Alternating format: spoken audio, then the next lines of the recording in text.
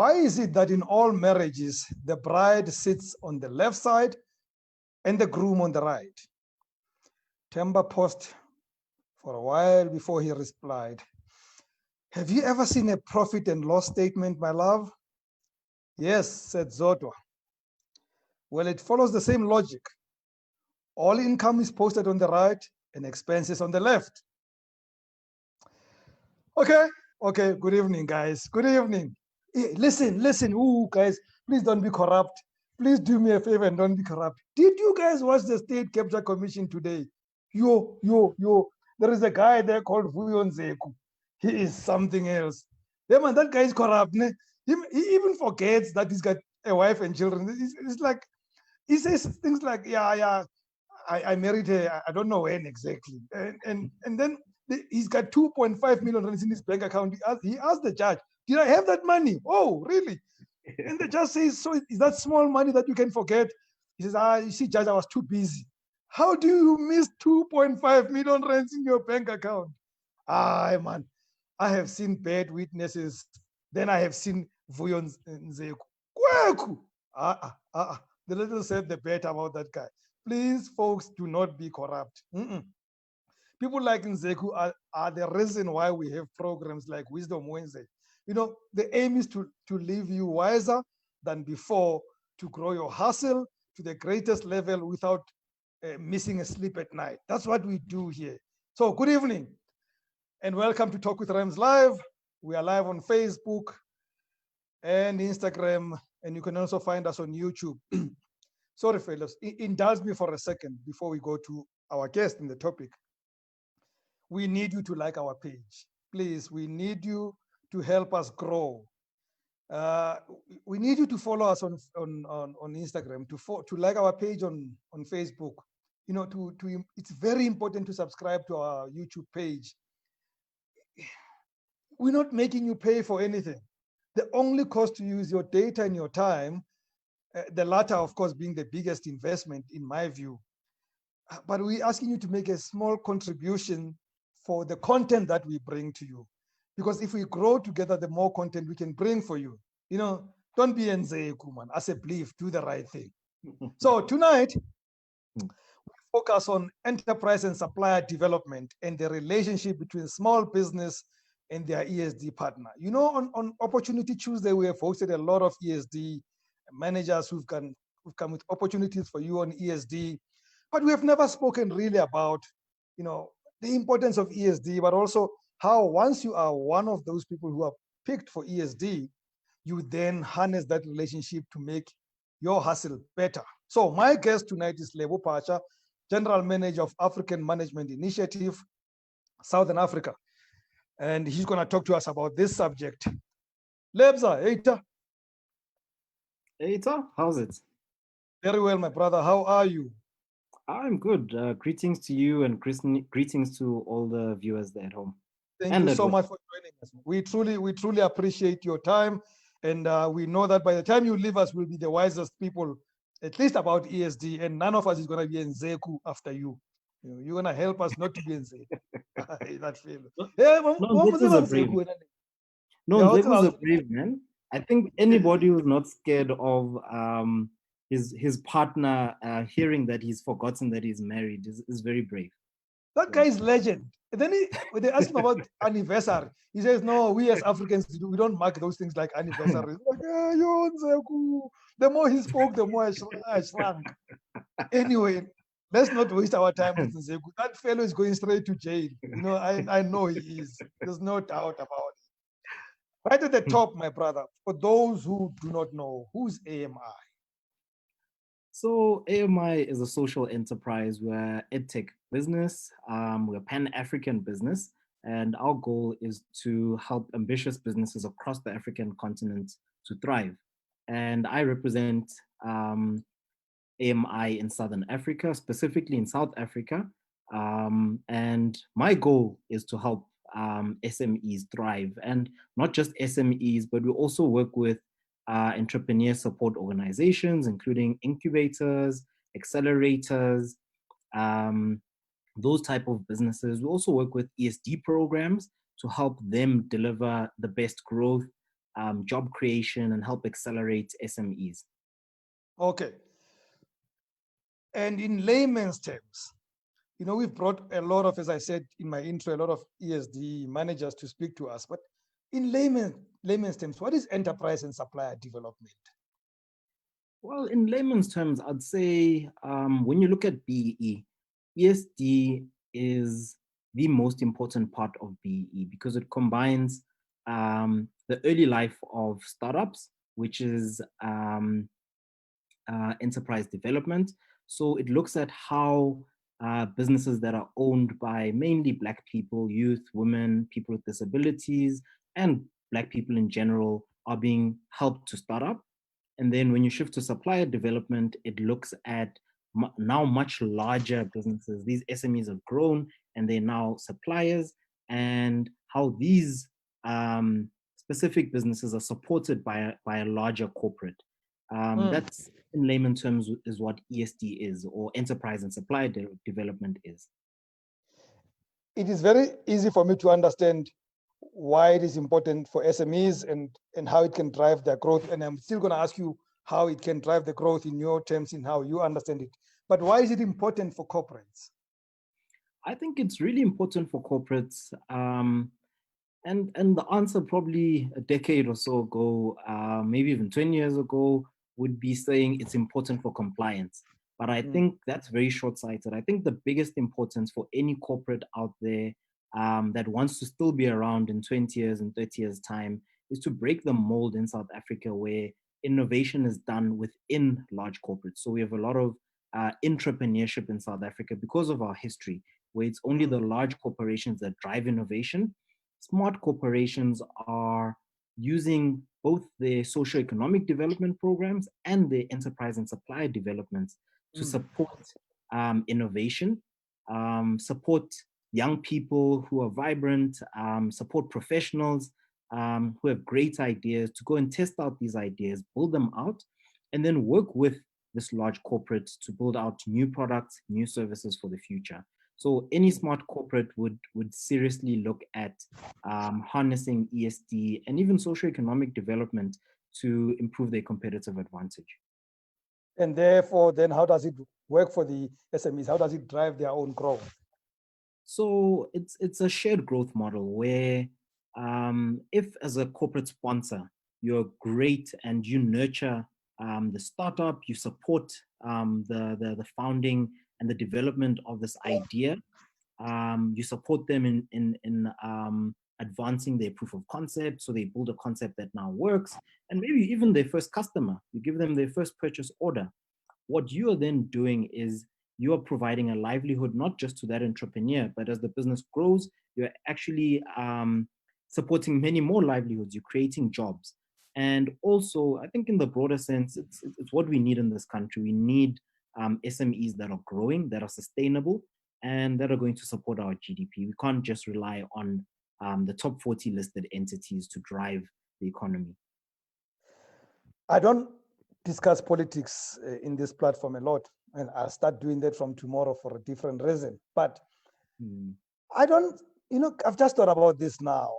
It's not a new thing, is it? I mean, we're hearing about it because now we're going through transformation. But I suppose businesses have always done that for SMEs. I mean, I'm sure even during apartheid, corporates used to drive SME growth through enterprise and supply development. It's just that we didn't know about it because we're throwing stones at them. No, no, definitely. I think I agree with you. It's been happening for a long time. It's just been done in a way that excluded um, Black people historically. And Lebo's got unfortunately, guests in the house. That's what makes this beautiful. People know we're working from home. Continue. I love it. If she wants to join or he wants to join, we can have a double screen and we continue together. yeah. So historically, Black people have been excluded. You're correct. I totally agree with you. They've been excluded. It's now been formalized in the BE legislation. But I also think the biggest challenge we've had is that it's been used as a tick box exercise rather Mm, than serious commitment to saying we want to see SMEs grow. yes. And To answer your question on the political side, unfortunately, looking back at the past 30 years or so, roughly, of our democracy, we haven't been very successful. There are a few Mm. success stories in SMEs in South Africa, but if you're looking at the large amounts of money that are being invested into enterprise and supply development, into preferential procurement, we are not really seeing the kind of results that we should be seeing. Good. So then, how do you ensure, how does one ensure that they're targeting the right ESD program for their business? So I think like any other partner, when you're starting a business, at its heart, you need to look at alignment. Are you aligned? Are you going in the same direction? Are you pulling in the same direction as your ESD partner? So the first thing I'd say that's more important than anything else, understand the corporate strategy, the competitive strategy of this large corporate sponsor you're looking at. Understand their ESD strategy. And if you need to understand it better, there's no better place than the internet. There's no better place than downloading the annual report and clearly understanding where does this business see itself going. So go through the annual report, get to understand them a lot better. And another key area is looking at challenges. You really need to understand what sort of challenges are they facing in executing that strategy. And we take a lot of things for granted. So, for example, you could be sitting in a rural part of South Africa somewhere and you feel that you're being left out of the economy. But every other weekend, you join your uncle or your aunt or your mother or your dad in a stokvel where all the local grocery store owners or spaza shop owners or other traders actually gather and socialize. That is a huge route to market. You could be talking to a FMCG company and say, well, I actually can do distribution for you in this area. I already know a lot of the retailers. I have an intimate relationship with them. That is an opportunity. So you need to also change the way you look at that. The other thing I'd say for a lot of people is be creative, be entrepreneurial in your thinking, not just within your business, but looking outside. A lot of people will lock themselves down to their area of expertise and then try and look at a single industry. But we are seeing more and more these days that the kind of skills that people possess are sometimes industry agnostic, or they don't Mm. really, they're not tied to a single industry. So a nice example would be something like GPS. GPS technology, we now use it for so many applications, but one of the big recent uses for it is actually tracking movements of people during COVID. And that's something that wasn't even there and something we didn't even consider last year, tracking people Mm. during a pandemic. So you need to think beyond the normal if you really want to be a compelling ESD beneficiary to a large corporate. Of course, Lebo, the trap and the danger with that is that you also don't want to be a jack of all trade and end up as being a PPE entrepreneur. Yeah. No, I agree with you. You don't want to be, but again, you want to be. It's not a sustainable business, so you clearly want to look at something you're good at. You clearly want to look at something more sustainable than supplying PPE. And again, not to rubbish it because there are businesses in South Africa that unfortunately I feel should have probably been supported. That are black-owned PPE manufacturers.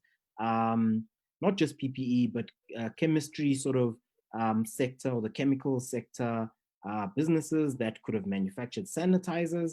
And this would have been a big boost for them and in helping introduce them into supply chains of not just government, but also of private healthcare.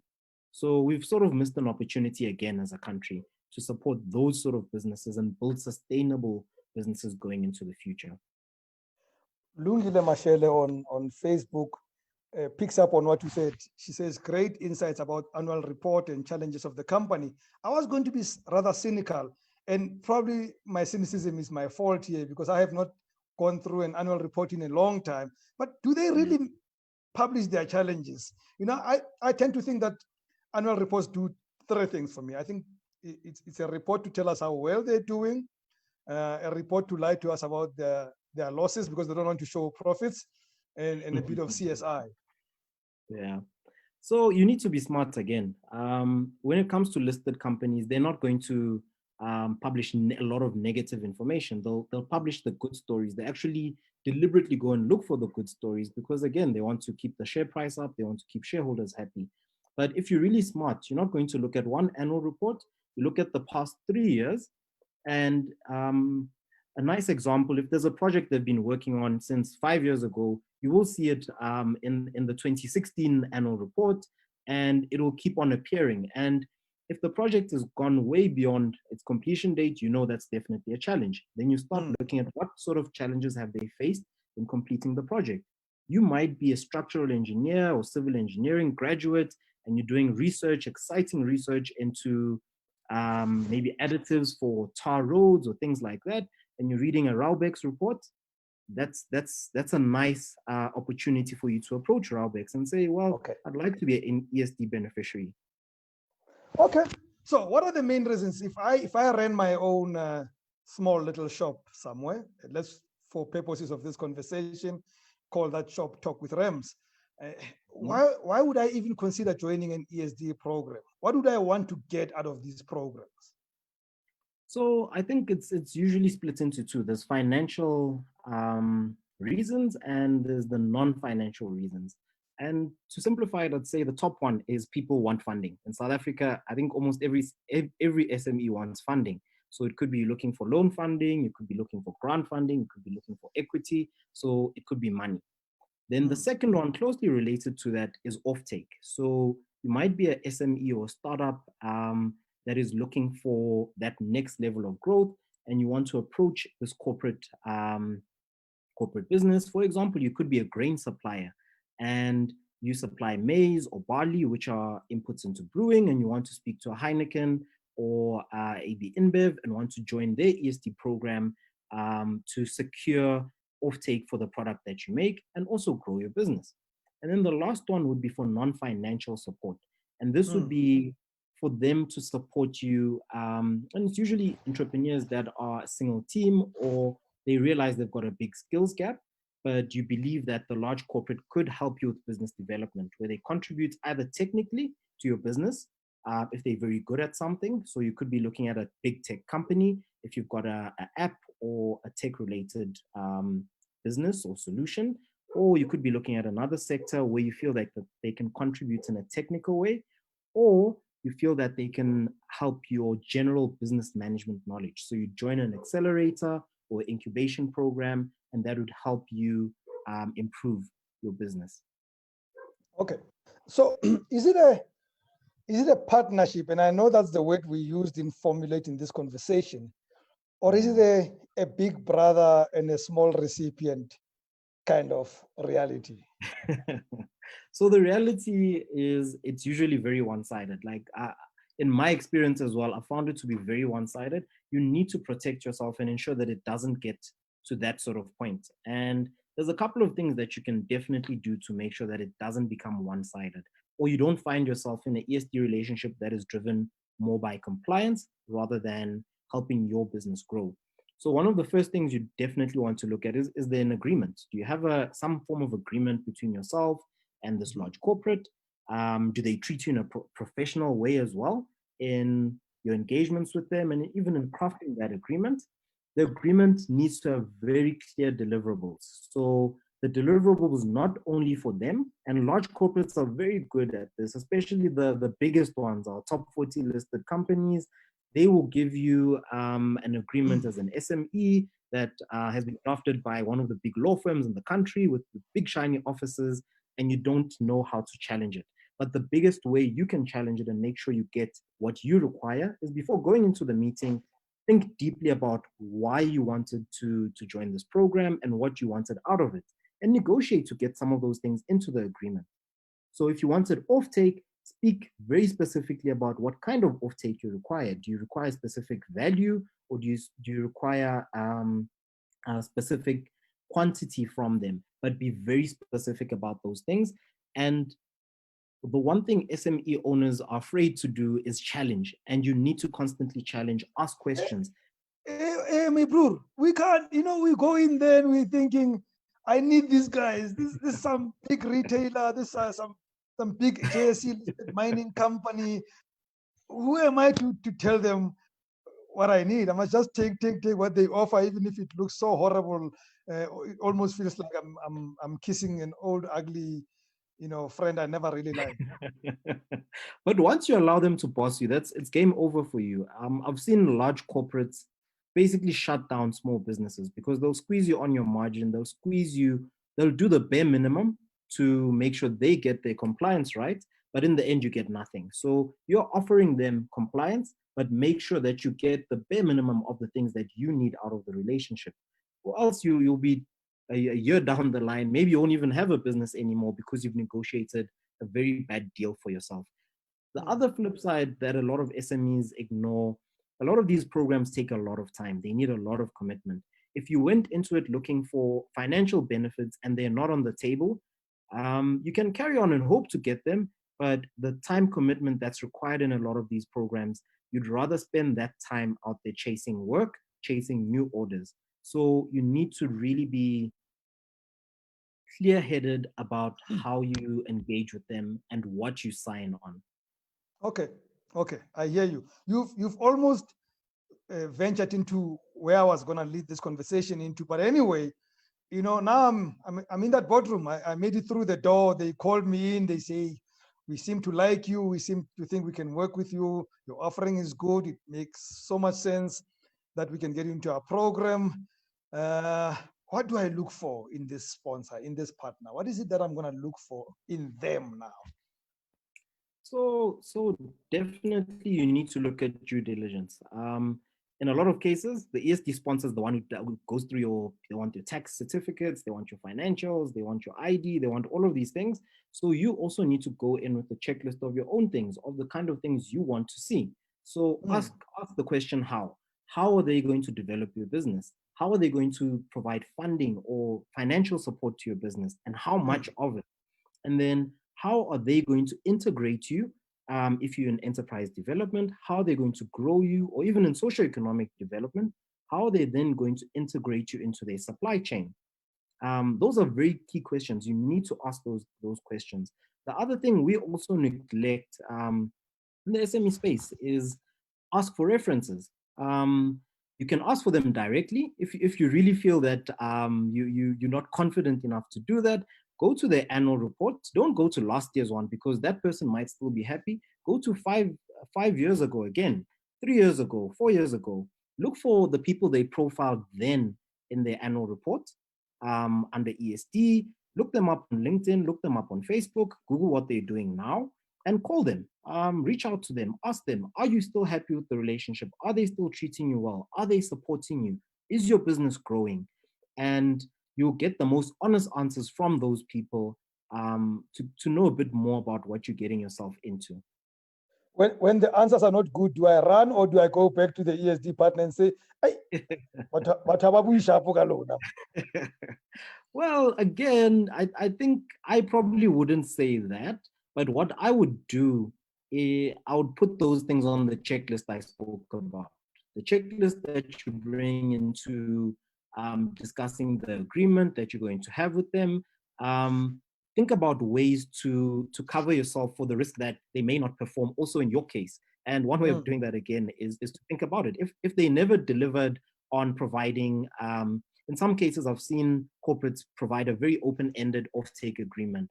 They don't even say how much they're going to pay you per unit. They don't say what they're going to buy from you. They just say that we'll provide you with off-take. So mm. ask them, can I see a template of your off-take agreement? So look at the off-take agreement. And then also in the contract, ask that deliberate question. What would the pricing look like? How much are you currently buying this for? And that will also help protect you. If you lose the relationship with that particular ESD partner, I feel it's sometimes a blessing for a lot of SMEs because you don't want to be in a bad relationship where you've Yeah. signed a very one-sided agreement that is going to sink your business.